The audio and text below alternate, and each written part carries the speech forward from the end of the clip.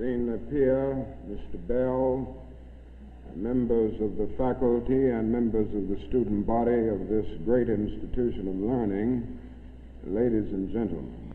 Now, there are several things that one could talk about before such a large, concerned, and enlightened audience. There are so many problems facing our nation and our world that one could just take off anywhere. But today I would like to talk mainly about the race problem, since I'll have to rush right out and go to New York to talk about Vietnam tomorrow, and I've been talking about it a great deal this week and weeks before that. But I'd like to use as a subject from which to speak this afternoon the other America. And I use this subject because there are literally two Americas. One America is beautiful for situation. And in a sense, this America is overflowing with the milk of prosperity and the honey of opportunity. This America is the habitat of millions of people who have food and material necessities for their bodies, and culture and education for their minds, and freedom and human dignity for their spirits. In this America, millions of people experience every day the opportunity of having life, liberty, and the pursuit of happiness in all of their dimensions. And in this America, millions of young people grow up in the sunlight of opportunity. But tragically and unfortunately, there is another America. This other America has a daily ugliness about it that constantly transforms the buoyancy of hope into the fatigue of despair. In this America, millions of work-starved men walk the streets daily in search for jobs that do not exist. In this America, millions of people find themselves living in rat-infested, vermin-filled slums. In this America, people are poor by the millions, and they find themselves perishing on a lonely island of poverty in the midst of a vast ocean of material prosperity. In a sense, the greatest tragedy of this other America is what it does to little children. Little children in this other America are forced to grow up with clouds of inferiority forming every day in their little mental skies. And as we look at this other America, we see it as an arena of blasted hopes and shattered dreams. Many people of various backgrounds live in this other America. Some are Mexican Americans, some are Puerto Ricans, some are Indians, some happen to be from other groups. Millions of them are Appalachian whites. Probably the largest group in this other America, in proportion to its size in the population, is the American Negro. The American Negro finds himself living in a triple ghetto, a ghetto of race, a ghetto of poverty, a ghetto is to deal with this problem of the two Americas. We are seeking to make America one nation indivisible, with liberty and justice for all. Now let me say that the struggle for civil rights, or the struggle to make these two Americas one America, is much more difficult today than it was 5 or 10 years ago. For about a decade or maybe 12 years, we struggled all across the South in glorious struggles to get rid of legal, overt segregation and all of the humiliation that surrounded that system of segregation. In a sense, this was a struggle for decency. We could not go to a lunch counter in so many instances and get a hamburger or a cup of coffee. We could not make use of public accommodations. Public transportation was segregated, and often we had to sit in the back, and within transportation within cities, we often had to stand over empty seats because sections were reserved for whites only. We did not have the right to vote in so many areas of the South. And the struggle was to deal with these problems. Now, certainly they were difficult problems. They were humiliating conditions. And by the thousands, we protested these conditions. We made it clear that it was ultimately more honorable to accept jail cell experiences than to accept segregation and humiliation. By the thousand, students and adults decided to sit in at segregated lunch counters to protest conditions there. And when they were sitting at those lunch counters, they were in reality standing up for the best in the American dream and seeking to take the whole nation back to those great wells of democracy which were dug deep by the founding fathers in the formulation of the Constitution and the Declaration of Independence. Many things were gained as a result of these years of struggle. In 1964, the Civil Rights Bill came into being after the Birmingham movement, which did a great deal to subpoena the conscience of a large segment of the nation to appear before the judgment seat of morality on the whole question of civil rights. After the Selma movement in 1965, we were able to get a voting rights bill. Now, all of these things represented strides, but we must see that the struggle today is much more difficult. It's more difficult today because we are struggling now for genuine equality. And it's much easier to integrate a lunch counter than it is to guarantee a livable income and a good, solid job. It's much easier to guarantee the right to vote than it is to guarantee the right to live in sanitary, decent housing conditions. It is much easier to integrate a public park than it is to make genuine, quality, integrated education a reality. And so today we are struggling for something which says we demand genuine equality.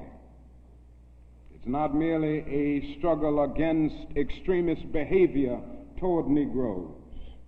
And I'm convinced that many of the very people who supported us in the struggle in the South are not willing to go all the way now. I came to see this in a very difficult and painful way in Chicago over the last year, where I've lived and worked. Some of the people who came quickly to march with us in Selma and Birmingham were active around Chicago.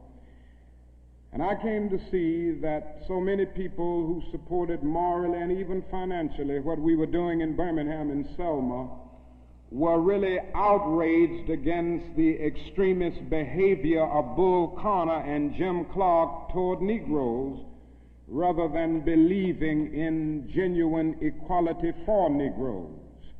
And I think this is what we've got to see now, and this is what makes the struggle much more difficult.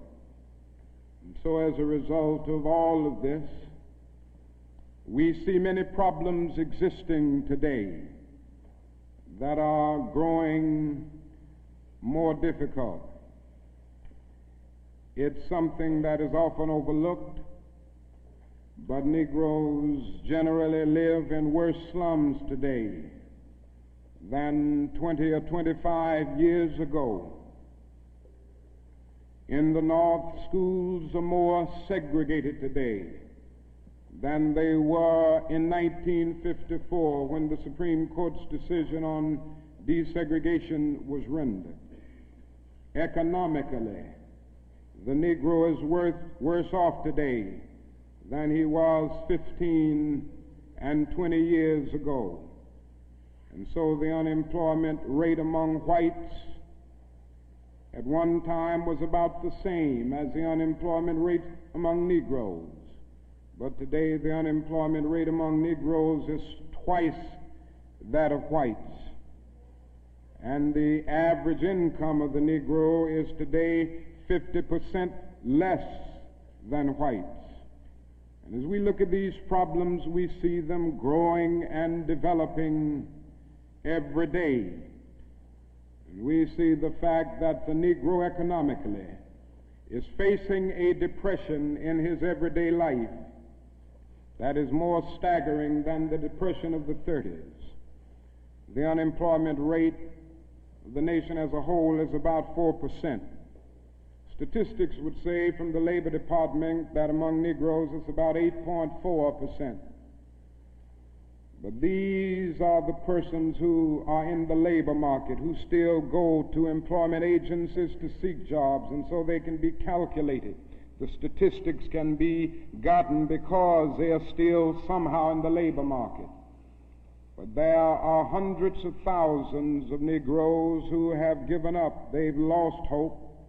They've come to feel that life is a long and desolate corridor for them with no exit sign. And so they no longer go to look for a job. There are those who would estimate that these persons who are called the discouraged persons would be 6 or 7% in the Negro community. And that means that unemployment among Negroes may well be 16%.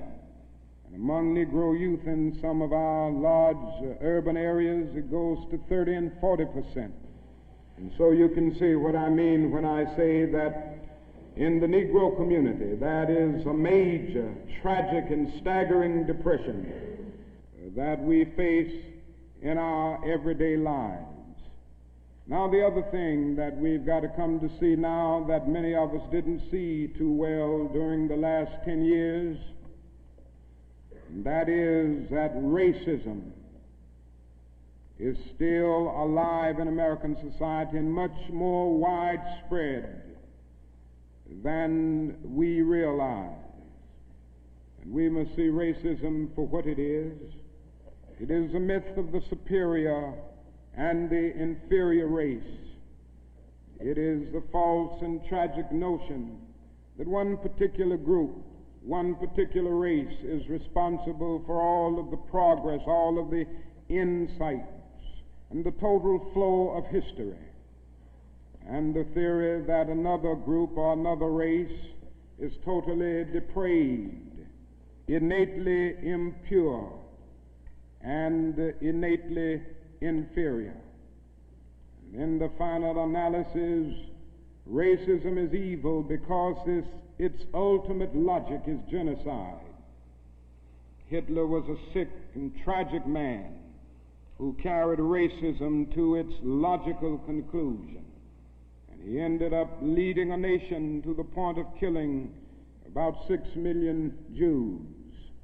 And this is the tragedy of racism, because its ultimate logic is genocide.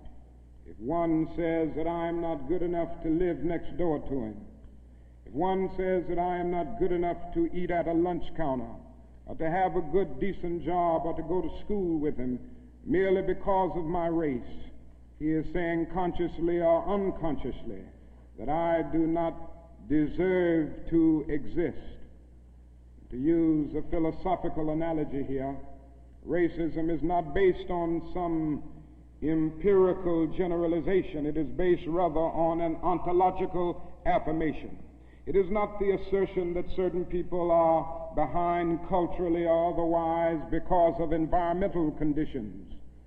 It is the affirmation that the very being of a people is inferior. And this is the great tragedy of it. I say that however unpleasant it is, we must honestly see and admit that racism is still deeply rooted all over America. It's still deeply rooted in the North, and it's still deeply rooted in the South. Now, this leads me to say something about another discussion that we hear a great deal, and that is the so-called white backlash. And I would like to honestly say to you that the white backlash is merely a new name for an old phenomenon. It's not something that just came into being because shouts of black power, or because Negroes engaged in riots in Watts, for instance. The fact is that the state of California voted a fair housing bill out of existence before anybody shouted black power, or before anybody rioted in Watts. It may well be that shouts of black power and riots in Watts and the Harlems and the other areas are the consequences of the white backlash rather than the cause of them. What it is necessary to see is that there has never been a single solid, monistic, determined commitment on the part of the vast majority of white Americans, the whole question of civil rights and on the whole question of racial equality. This is something that truth impels all men of goodwill to admit. It is said on the Statue of Liberty that America is the home of exiles. But it doesn't take us long to realize that America has been the home of its white exiles from Europe. But it has not evinced the same kind of maternal care and concern for its black exiles from Africa. And it is no wonder that in one of his sorrow songs, a Negro could sing out, "Sometimes I feel like a motherless child." What great estrangement, what great sense of rejection caused the people to emerge with such a metaphor as they looked over their lives. What I'm trying to get across is that our nation has constantly taken a positive step forward on the question of racial justice and racial equality. But over and over again, at the same time, it made certain backward steps. And this has been the persistence of the so-called white backlash. In 1863, the Negro was freed from the bondage of physical slavery. But at the same time, the nation refused to give him land to make that freedom meaningful. And at that same period, America was giving millions of acres of land in the West and the Midwest, which meant that America was willing to undergird its white peasants from Europe with an economic floor that would make it possible to grow and develop, and refused to give that economic floor to its black peasants, so to speak. And this is why Frederick Douglass could say that emancipation for the Negro was freedom to hunger, freedom to the winds and rains of heaven, freedom without roofs to cover their heads, He went on to say that it was freedom without bread to eat, freedom without land to cultivate. It was freedom and famine at the same time. But it does not stop there. In 1875, the nation passed a civil rights bill and refused to enforce it. In 1964, the nation passed a weaker civil rights bill. And even to this day, that bill has not been totally enforced in all of its dimensions. The nation heralded a new day of concern for the poor, for the poverty-stricken, for the disadvantaged, and brought into being a poverty bill. But at the same time, it put such little money into the program that it was hardly, and still remains hardly, a good skirmish against poverty. White politicians in suburbs talk eloquently against open housing, and in the same breath contend that they are not racist.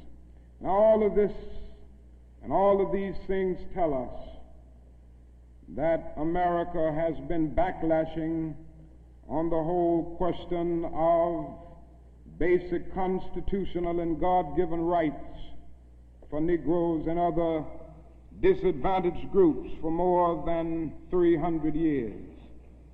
So these conditions, persistence of widespread poverty, of slums, and of tragic conditions in schools and other areas of life, all of these things have brought about a great deal of despair and a great deal of desperation, a great deal of disappointment and even bitterness in the Negro communities. Today, all of our cities confront huge problems. All of our cities are potentially powder kegs as a result of the continued existence of these conditions. Many in moments of anger, many in moments of deep bitterness, engage in riots. And let me say, as I've always said, and I will always continue to say, that riots are socially destructive and self-defeating. I'm still convinced that nonviolence is the most potent weapon available to oppress people in their struggle for freedom and justice. I feel that violence will only create more social problems than they will solve, and that in a real sense it is impractical for the Negro to even think of mounting a violent revolution in the United States. So I will continue to condemn riots and continue to say to my brothers and sisters that this is not the way. Continue to affirm that there is another way. But at the same time, it is as necessary for me to be as vigorous in condemning the conditions which cause persons to feel that they must engage in riotous activities as it is for me to condemn riots. I think America must see that riots do not develop out of thin air. Certain conditions continue to exist in our society, which must be condemned as vigorously as we condemn riots. But in the final analysis, a riot is the language of the unheard. And what is it that America has failed to hear? It has failed to hear that the plight of the Negro poor has worsened over the last few years. It has failed to hear that the promises of freedom and justice have not been met. And it has failed to hear that large segments of white society are more concerned about tranquility and the status quo than about justice, equality, and humanity. And so in a real sense, our nation's summers of riots are caused by our nation's winters of delay.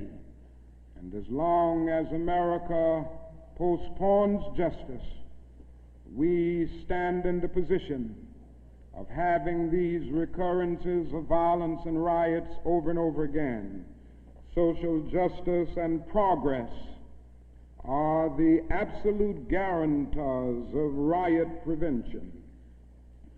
Now let me go on to say that if we are to deal with all of the problems that I've talked about, if we are to bring America to the point that we have one nation, indivisible, with liberty and justice for all, there are certain things that we must do. The job ahead must be massive and positive. We must develop massive action programs all over the United States of America in order to deal with the problems that I have mentioned. Now, in order to develop these massive action programs, we've got to get rid of one or two false notions that continue to exist in our society.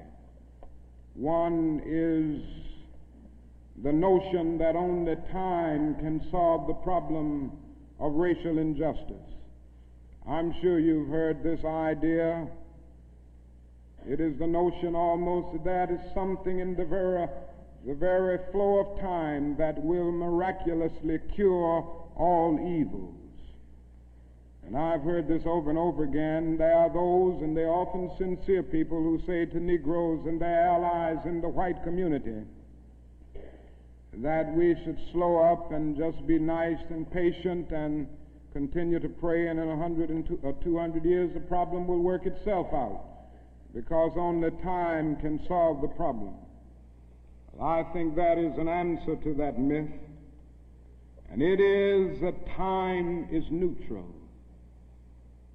It can be used either constructively or destructively. And I'm absolutely convinced that the forces of ill will in our nation, the extreme rightists in our nation, have often used time much more effectively than the forces of goodwill. And it may well be that we will have to repent in this generation, not merely for the vitriolic words of the bad people and the violent actions of the bad people, but for the appalling silence and indifference of the good people who sit around and say, wait on time. Somewhere we must come to see that social progress never rolls in on the wheels of inevitability. It comes through the tireless efforts and the persistent work of dedicated individuals, and without this hard work, time itself becomes an ally of the primitive forces of social stagnation. And so we must help time, and we must realize that the time is always right to do right.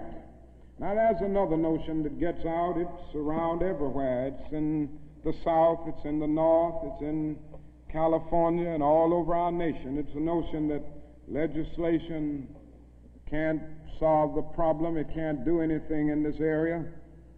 And those who project this argument contend that you've got to change the heart, and that you can't change the heart through legislation. Now, I would be the first one to say that there is real need for a lot of heart changing in our country, and I believe in changing the heart. I preach about it. I believe in the need for conversion in many instances, and regeneration, to use theological terms. And I would be the first to say that if the race problem in America is to be solved, the white person must treat the Negro right, not merely because the law says it, but because it's natural, because it's right, and because the Negro is his brother. And so I realize that if we are to have a truly integrated society, men and women will have to rise to the majestic heights of being obedient to the unenforceable. But after saying this, let me say another thing which gives the other side, and that is that although it may be true that morality cannot be legislated, behavior can be regulated. Even though it may be true that the law cannot change the heart, it can restrain the heartless. Even though it may be true that the law cannot make a man love me, it can restrain him from lynching me, and I think that's pretty important also. And so while the law may not change the hearts of men, it can and it does change the habits of men. And when you begin to change the habits of men, pretty soon the attitudes will be changed, pretty soon the hearts will be changed. Now, I'm convinced that we still need strong civil rights legislation. Now, there's a bill before Congress right now to have a national federal open housing bill, a federal law declaring discrimination in housing unconstitutional, and also a bill to make the administration of justice real all over our country. Now, nobody can doubt the need for this. Nobody can doubt the need if he thinks about the fact that since 1963, some 58 Negroes and white civil rights workers have been brutally murdered in the state of Mississippi alone. And not a single person has been convicted for these dastardly crimes. There have been some indictments, but no one has been convicted. And so there is a need for the whole question of the administration of justice. There is a need for fair housing laws all over our country. And it is tragic indeed that Congress last year allowed this bill to die. And that bill died in Congress. A bit of democracy died, a bit of our commitment to justice died. And if it happens again in this session of Congress, a greater degree of our commitment to democratic principles will die. And I can see no more dangerous trend in our country than the constant developing of predominantly Negro central cities ringed by white suburbs. This is only inviting social disaster. And the only way this problem will be solved is by the nation taking a strong stand and by state governments taking a strong stand against housing segregation and against discrimination in all of these areas. Now, there's another thing that I'd like to mention as I talk about the Massive Action Program, and time will not permit me to go into specific programmatic action to any great degree. But it must be realized now that the Negro cannot solve the problems by himself. There again, there are those who always say to Negroes, why don't you do something for yourself? Why don't you lift yourselves by your own bootstraps? And we hear this over and over again. Now, certainly, there are many things that we must do for ourselves and that only we can do for ourselves. Certainly, we must develop within a sense of dignity and self-respect that nobody else can give us, a sense of manhood, a sense of personhood, a sense of not being ashamed of our heritage, not being ashamed of our color. It was wrong and tragic that the Negro ever allowed himself to be ashamed of the fact that he was black, or ashamed of the fact that his home, ancestral home, was Africa. And so there's a great deal that the Negro can do to develop self-respect. There's a great deal that the Negro must do and can do to amass political and economic power within his own community and by using his own resources. And so we must do certain things for ourselves, but this must not negate the fact and cause the nation to overlook the fact that the Negro cannot solve the problem himself. A man was on the plane with me some weeks ago, and he came and talked with me, and he said, the problem, Dr. King, that I see with what you all are doing is that every time I see you and other Negroes, you are protesting, and you aren't doing anything for yourselves. And he went on to tell me that he was very poor at one time, and he was able to make it by doing something for himself. Why don't you teach your people, he said, to lift themselves by their own bootstraps. And then he went on to say other groups face disadvantages, the Irish, the Italians, and he went down the line.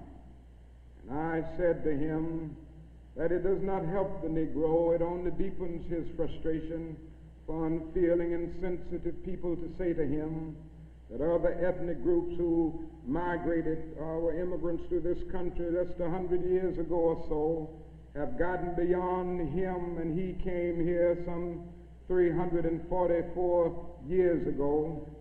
And I went on to remind him that the Negro came to this country involuntarily in chains, while others came voluntarily. I went on to remind him that no other racial group has been a slave on American soil. I went on to remind him that the other problem that we have faced over the years is that the society placed a stigma on the color of the Negro, on the color of his skin, because he was black. Doors were closed to him that were not closed to other groups. And I'm to say to people that you ought to lift yourself by your own bootstraps, but it is a cruel jest to say to a bootless man that he ought to lift himself by his own bootstraps. The fact is that millions of Negroes, as a result of centuries of denial and neglect, have been left bootless, and they find themselves impoverished aliens in this affluent society. And that is a great deal that the society can and must do if the Negro is to gain the economic security that he needs. Now, one of the answers, it seems to me, is a guaranteed annual income, a guaranteed minimum income for all people and for all families of our country. It seems to me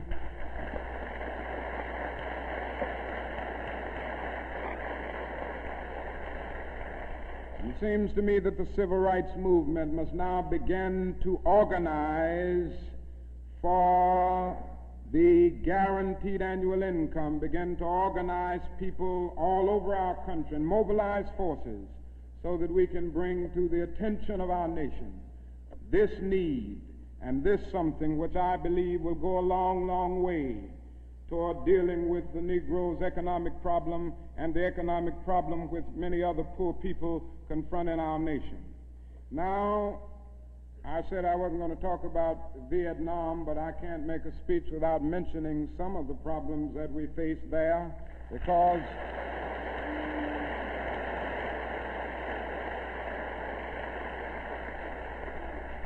I think this war has diverted attention from civil rights. It has strengthened the forces of reaction in our country and has brought to the forefront the military-industrial complex that even President Eisenhower warned us against at one time. And above all, it is destroying human lives. It's destroying the lives of thousands of the young, promising men of our nation, destroying the lives of little boys and little girls in Vietnam. But one of the greatest things that this war is doing to us in civil rights is that it is allowing the great society to be shot down on the battlefields of Vietnam every day. And I submit this afternoon that we can end poverty in the United States. Our nation has the resources to do it. The national gross product of America will rise to the astounding figure of some $7 this year. We have the resources. The question is whether the nation has the will. And I submit that if we can spend $5 billion a year to fight an ill-considered war in Vietnam and $20 billion to put a man on the moon, our nation can spend billions of dollars on their own 2 feet right here on earth.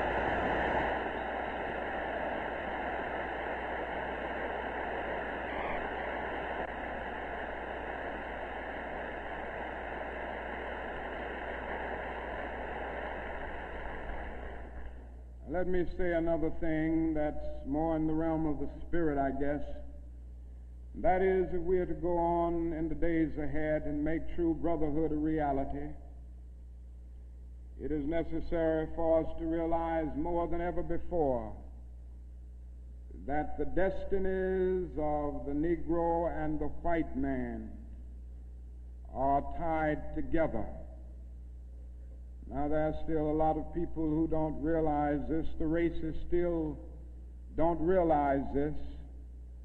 But it is a fact now that Negroes and whites are tied together, and we need each other. The Negro needs the white man to save him from his fear. The white man needs the Negro to save him from his guilt.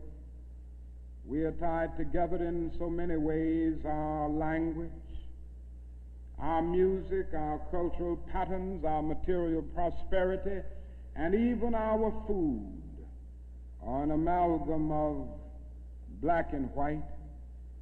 And so there can be no separate black path to power and fulfillment that does not intersect white roots. And there can be no separate white path to power and fulfillment short of social disaster. It does not recognize the need of sharing that power with black aspirations for freedom and justice. We must come to see now that integration is not merely a romantic or aesthetic something where you merely add color to a still predominantly white power structure. Integration must be seen also in political terms, where there is shared power and where black men and white men share power together to build a new and a great nation. In a real sense, we're all caught in an inescapable network of mutuality, tied in a single garment of destiny. John Donne placed it years ago in graphic terms: no man is an island entire itself. Every man is a piece of the continent, a part of the main. And he goes on toward the end to say, any man's death diminishes me because I'm involved in mankind. Therefore never sin to know for whom the bell tolls. It tolls for thee. And so we all in the same situation. The salvation of the Negro will mean the salvation of the white man, and the destruction, the life, and of the ongoing progress of the Negro will be the destruction of the ongoing progress of the nation. Now let me say finally that we have difficult days ahead, but I haven't despaired. Somehow I maintain hope in spite of hope, and I've talked about the difficulties and how hard the problems will be as we tackle them. But I want to close by saying this afternoon that I still have faith in the future, and I still believe that these problems can be solved. And so I will not join anyone who will say that we still can't develop a coalition of conscience. I realize and understand the discontent and the agony and the disappointment and even the bitterness of those who feel that whites in America cannot be trusted. And I would be the first to say that there are all too many who are still guided by the racist ethos. But I am still convinced that there are still many white persons of goodwill, and I'm happy to say that I see them every day in the student generation, who cherish democratic principles and justice above principle, and who will stick with the cause of justice and the cause of civil rights and the cause of peace throughout the days ahead. And so I refuse to despair. I think we're going to achieve our freedom, because however much America strays away from the ideals of justice, the goal of America is freedom. Abused and scorned though we may be, our destiny is tied up in the destiny of America. Before the Pilgrim Fathers landed at Plymouth, we were here. Before Jefferson etched across the pages of history the majestic words of the Declaration of Independence, we were here. before the beautiful words of the Star-Spangled Banner were written, we were here. And for more than 2 centuries, our forebears labored here without wages. They made cotton king. They built the homes of their masters in the midst of the most humiliating and oppressive conditions. And yet out of a bottomless vitality, they continued to grow and develop. And I say that if the inexpressible cruelties of slavery couldn't stop us, the opposition that we now face, including the so-called white backlash, will surely fail. We're going to win our freedom, because both the sacred head of our nation and the eternal will of the Almighty God are embodied in our echoing demands. And so I can still sing, we shall overcome. We shall overcome because the arc of the moral universe is long, but it bends toward justice. We shall overcome because Carlyle is right. No lie can live forever.